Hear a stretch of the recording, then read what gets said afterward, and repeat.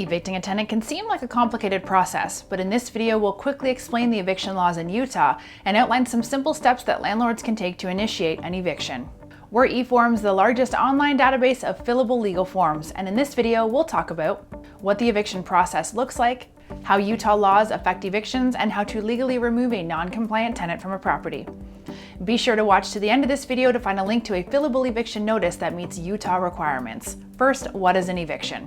Eviction is the process of legally removing a tenant. Even if a tenant has not paid rent, it's illegal for a landlord acting alone to change locks on a property or physically remove a tenant from that property. If a tenant refuses to leave after violating the terms of a lease agreement, a landlord must seek an eviction from the court. Keep in mind that eviction is different from the simple termination of a lease. A landlord can opt not to renew a lease after the specified term has ended. There is no need to involve a court in this process. If a tenant in Utah fails to pay rent or breaches the terms of a lease agreement in some other way, the landlord can issue an eviction notice. There are 4 versions of this form to choose from, and each fits a different situation. One is the 3-day notice to quit for non-payment of rent. This one gets used if a tenant fails to pay rent on the date that it's due. The notice lets the tenant know to either pay rent within 3 days or expect to be evicted. A different form gets used for other breaches of the lease agreement, and it's known as a 3-day notice to quit for non-compliance. This notice lets the tenant know to rectify the specified problem within 3 days or face eviction. Still, another 3-day notice to quit gets used for tenants caught engaging in illegal activities such as prostitution or drug dealing on the premises. This one doesn't give the tenant an option to fix the problem, but instead advises the tenant to move out within 3 days or face eviction.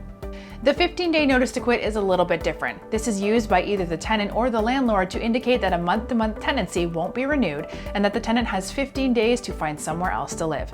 There is no need to involve a court in this process. The appropriate notice to quit should be served on the tenant. If the tenant does not comply with the demands of the notice within the number of days specified, then the landlord can bring an eviction proceeding against the tenant. The first step in bringing the action is to file forms known as a complaint and a summons in court.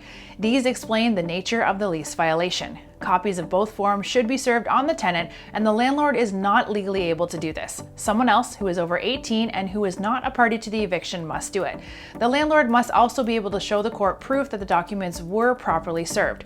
One way to obtain proof is to engage the sheriff or a process server for a fee to serve the documents and provide a return of service afterward.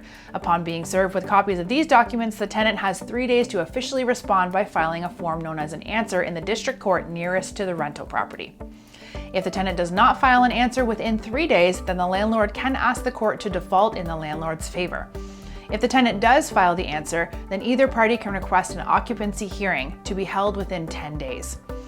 If the tenant does not appear in court, or if the court does rule in the landlord's favor, then possession of the property is officially returned to the landlord. If this occurs, the court will issue what's called an order of restitution, which tells the tenant to move out within 3 days or face forcible eviction by the sheriff. From notices to court documents, we've got everything you need to get started with evictions in Utah. You can access all of it at the link below. And don't forget to subscribe for more videos about legal issues in real estate and business.